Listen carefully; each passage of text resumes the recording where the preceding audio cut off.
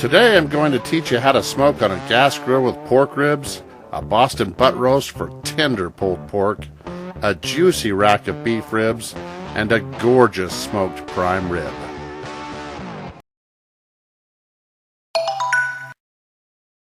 Here I've got a couple racks of St. Louis style spare ribs.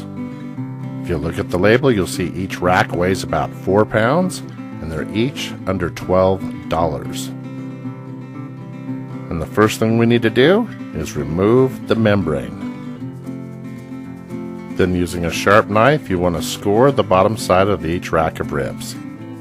This will allow the binder and the seasoning to penetrate the meat, giving the meat more flavor. And we're going to start that off by seasoning both racks with kosher salt and pepper.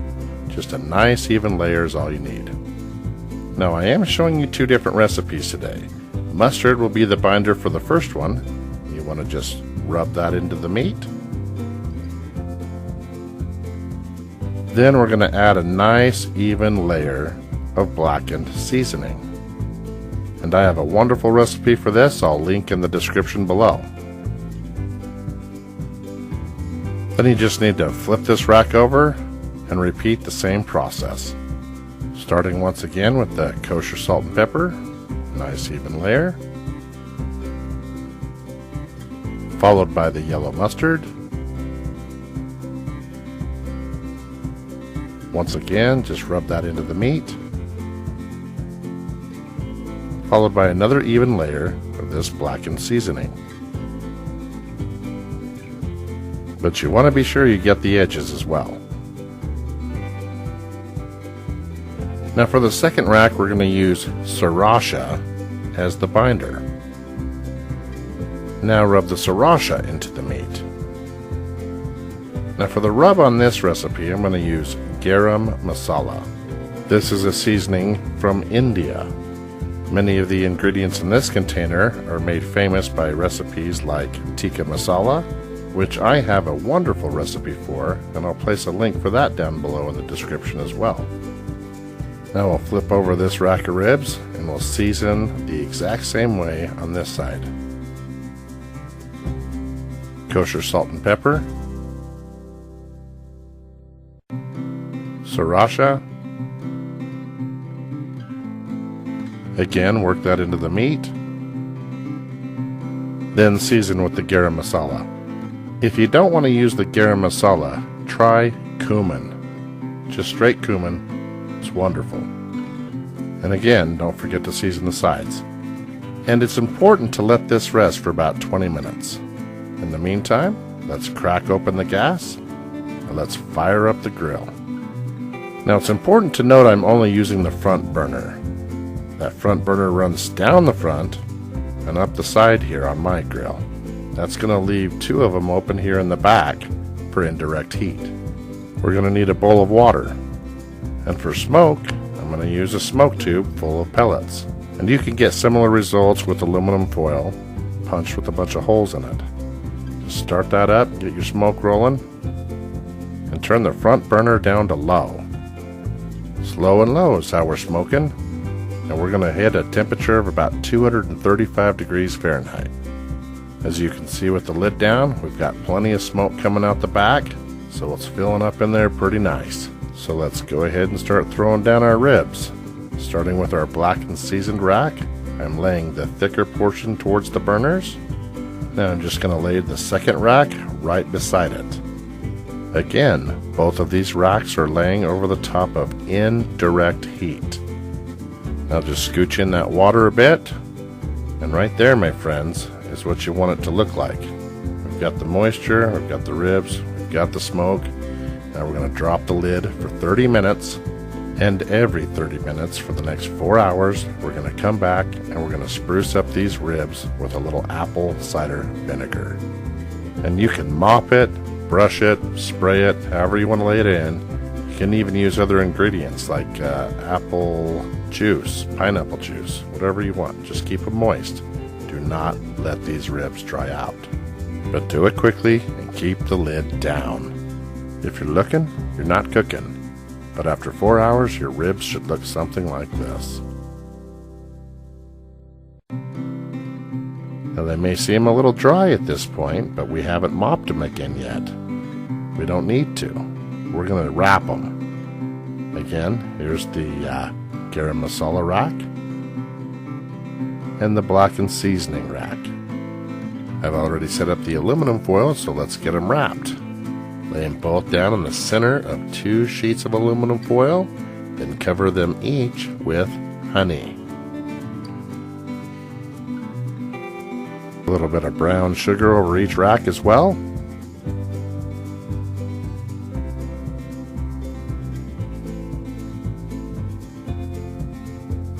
And we'll top that off with some butter. Now you want the meat side down, so we're going to flip each rack over.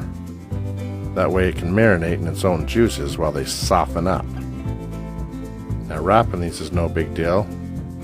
Just cover with another sheet of aluminum foil, shape it around it, and fold the sides up first. Then fold the ends up and down. This way they'll keep all those juices in there and they'll unwrap just as easily as they wrapped. Now we're going to lay the wrapped ribs back in the same spot, but they are in switched positions. Now drop the lid. Now after another hour and a half, they should be done. See how easy it is to unwrap these? No problem. But check this out. This is the sriracha garam masala recipe. And this is the traditional mustard and my blackened seasoned recipe. Now we're not finished yet, but if you like this video, be sure to give me a thumbs up and subscribe to my channel. Hurry up, because we're about to cut into these. Now you're going to want a sharp knife when you cut into these. A lot of folks like to flip these over so they can see the direction of the bones, then try to cut in between, but this is a mistake. Right here you usually snag, because your blade's straight, bones are curved. So instead, lift the rack up, and you should be able to go right down in between, no problem. Now let's give you the old money shot squeeze. See? Nice and juicy. But what about this garam masala rack? Did we achieve the same results? I think this time we'll go ahead and cut out a single rib. Let's inspect it up close.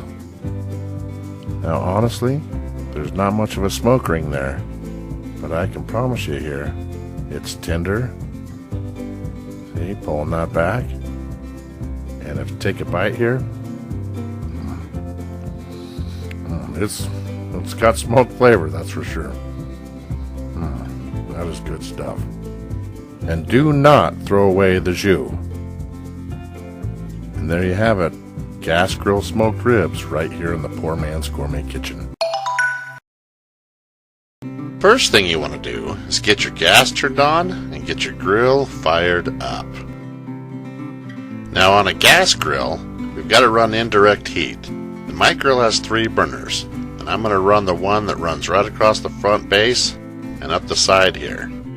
Leaving the other 2 burners off will give us enough room for our Boston pork butt. Now all we need is some wood chips or pellets and a smoker tube. These things yield excellent results. Using a canning jar funnel like this one, I can practically fill this to the brim by the handfuls without mess. I also add a little bit of lighter fluid to the top to help get this started with my torch. In just a few short minutes, the flame will go out and we'll be smoking. Now I'm going to set my burner on its lowest setting, then carefully add the smoke tube to the front of the grill. I'm just trying to avoid spillage.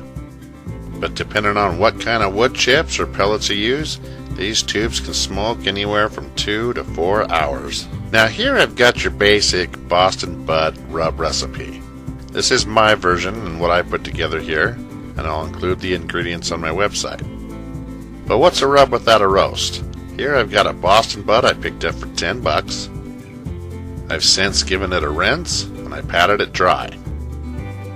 But we need to add a binder to make sure that that rub sticks. So we're going to add some mustard and get that rubbed in everywhere. I've added the rub to a shaker so it can go on evenly.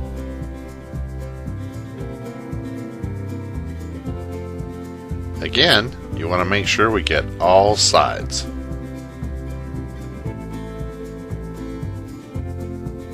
Even a thin layer over the bottom on the fat cap. Why not? Then you want to get it all pressed in. Now we're ready for the grill. Now with the lid down, I've got this baby tuned in to 275 degrees Fahrenheit.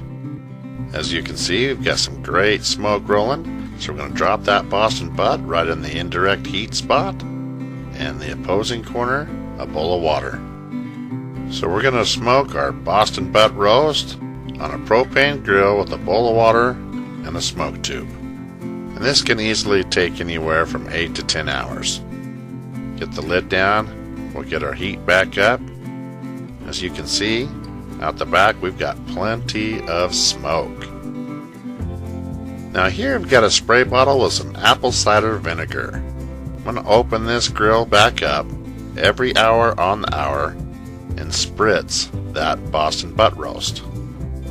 You don't want to spend a lot of time doing this, so you don't want to lose all that heat, just enough to get it moisturized. After a few hours, eventually your smoke tube will run out of smoke. You can see here, we're out of pellets. And this thing is hot, so don't use your hands, use some tongs.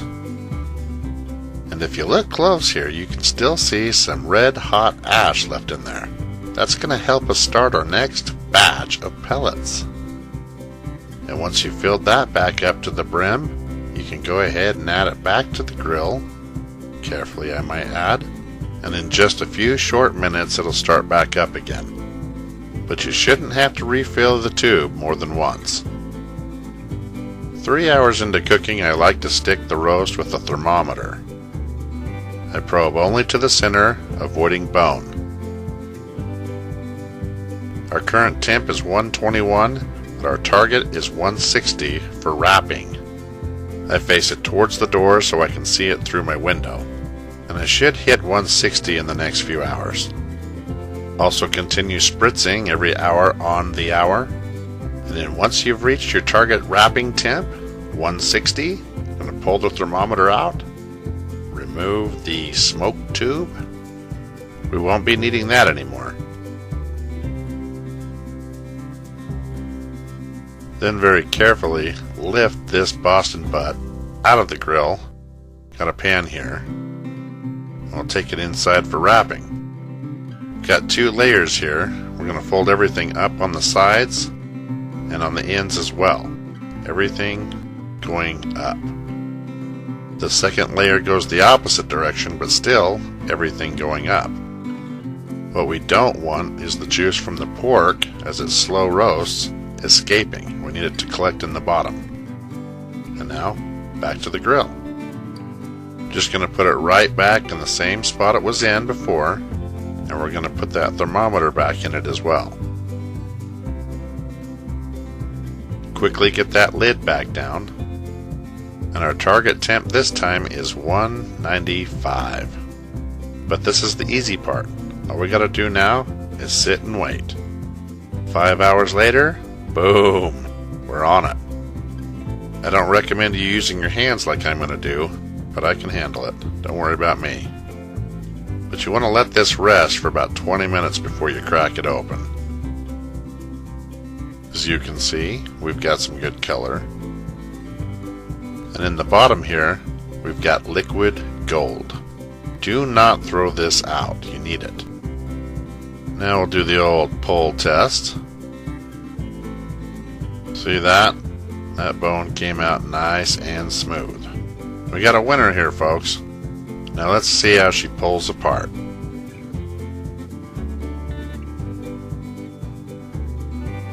If you like this video, don't forget to give me a thumbs up and subscribe to my channel. Also ring the little dingy for notifications. As you can see, it shreds up nice. Beautiful pulled pork. But we need to mix that jus right back into the pork. Get it spread evenly so all of this roast can have flavor. Because there is no point to take all the time it takes to smoke this slow and low Boston butt and not get that taste throughout every bite. I mean, not that there's anything wrong with it, but you might as well bake it in the oven if you're going to do that. And there you have it. Smoked Boston butt roast right here in the Poor Man's Gourmet kitchen. Here I've got about a 9-pound beef rib roast.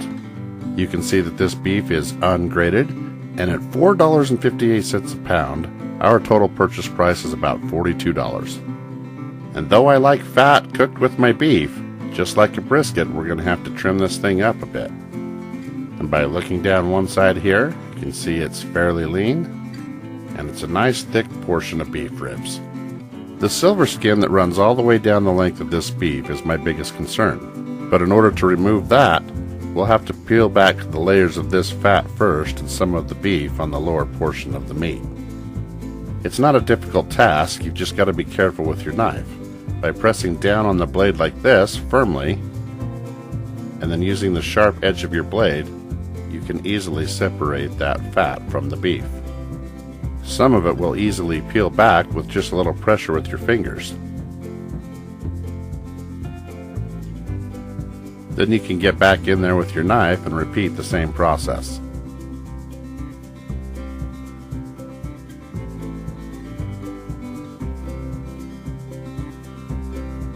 Now if you'll notice here, this isn't just a layer of fat that we're removing from the silver skin. It's a really good thick portion of beef. In fact, if you remove that thin layer of fat from this thick portion of beef, season it up, you'll have the best steak you've ever had in your life. And that's how you reveal the silver skin. And I'll show you how to remove that here in a minute.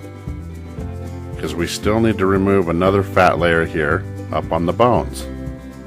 Now you don't have to remove this if you don't want to. You can leave it on. But there is such a thing as too much fat.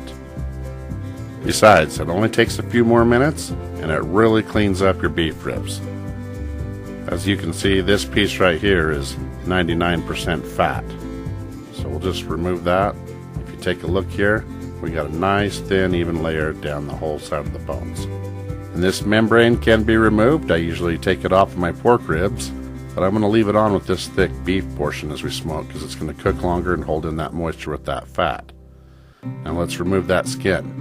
The tip of your blade here on a really sharp knife will really help you remove this skin successfully. Again here, the idea is to remove the skin, not the beef. So you don't want a hack job on this. You want to do it nice and easy like this here. A little pressure down, the blade pulling up on the skin is the best technique.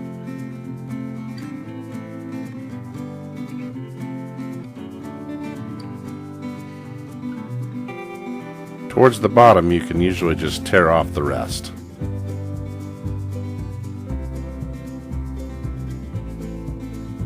Then whatever silver skin's left here, just get back in there with your knife and remove it till it's gone. Eventually, you'll have a beef rib roast that looks something like this. And you'll only spend about 10 minutes doing it. Now when it comes to seasoning, I just like to use straight kosher salt and black pepper. Some folks use olive oil or hot sauce to make it stick, but I'm just using the straight seasoning. Again, you can remove this membrane if you want, but I'm going to leave it. Just take a paper towel, grab the edge, and it'll rip right off all the way down the length. But at this point, we're pretty much ready to hit the grill. Now, on my grill here, I've got 3 burners. I'm only going to turn on the front burner here that runs up the side as well. We need to run indirect heat over here in this corner. Bone side down is the key here when you lay it down on the grill. Now here I've got a smoke tube full of pellets. I'm just going to fire up for my smoke. Then I'm going to drop the lid here for several hours and run the heat at about 275 degrees Fahrenheit. In the meantime, I need to eat.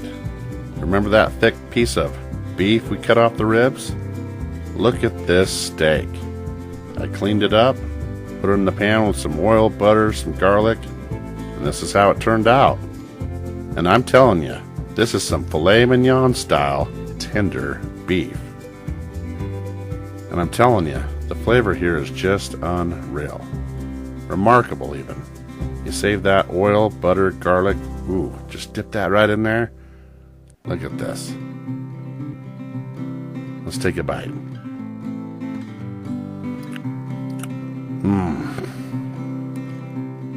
Okay, lid up. After several hours here, you can see it's got some color, so we're going to just spray it here with some water. Keep it moist so it doesn't get too crispy on the edges and whatnot. Now I've stuck a thermometer in one end so we can monitor the internal temp. As soon as it reaches 200 degrees Fahrenheit, we can pull it out and admire the bark. This spent approximately 9 hours on my grill. I added more pellets to my smoke tube a second time. And this is the ultimate results right here. I just love that Coca-Cola coloring. But let's go ahead and cut it right in half here. Go right through the center of that membrane. If you like this video, be sure to give me a thumbs up and subscribe to my channel. Let's take a look here. Now at first glance I thought, gosh, that kind of looks dry. To give a little squish test here, you can see how much moisture and how tender it is. It actually isn't dry at all. But let's go ahead and cut a full piece out of there and take a look.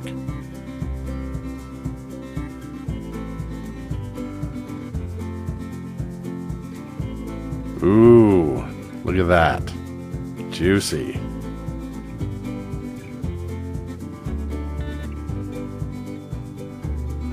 And there you have it. A smoked beef rib roast right here in the Poor Man's Gourmet kitchen. Today, we're smoking a boneless prime rib roast. So if you're curious how to do this on a gas grill and you love prime rib steak, stay tuned because this recipe is up next. Here I've got a boneless beef prime rib roast, USDA choice, about 5.5 pounds, and I paid a ridiculous price for it. But it's the holidays and I worked out a good trade, so let's get started. As you can see, we've got some nice marbling here, and all we got to do is put together a good seasoning. Here I've got some dried rosemary. Just going to put enough in here to grind up in my mortar and pestle. And here I've got some kosher salt and pepper. I'm going to add that ground rosemary right to it. I'm going to mix this up evenly. And I'm going to sprinkle this on the entire roast, top, bottom, sides, everything, and give it a good rub. Now you may or may not know, in the past I uploaded a bone-in prime rib roast. And if you're interested in doing that indoors in an oven, I'll post a link in the description and at the end of this video. Today's prime rib, however, is going to be smoked. And we don't want to lose any of those drippings, so here I've got a cake pan and a wire rack. I'm going to take that prime rib roast and lay it right over the top. And we'll just head on out to the grill. Now my gas grill has 3 burners. I only turn on the front one that goes down here and up the side under the smoke tube. I run indirect heat on the back 2 burners here, and that's where we'll put our prime rib roast. And I'm going to probe the thickest part of the roast with a meat thermometer so we can keep an eye on the internal temperature. I'm going to set my thermometer for 120 degrees Fahrenheit.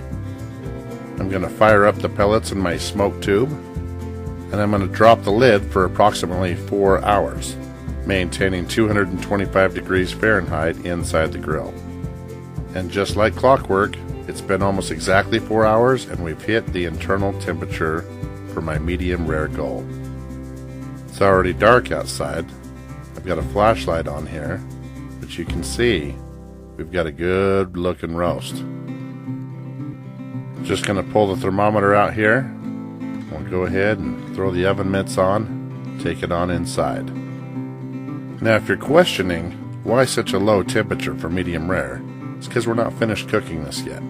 We're going to reverse sear. And the way we do that is we use the drippings in the bottom of this pan here.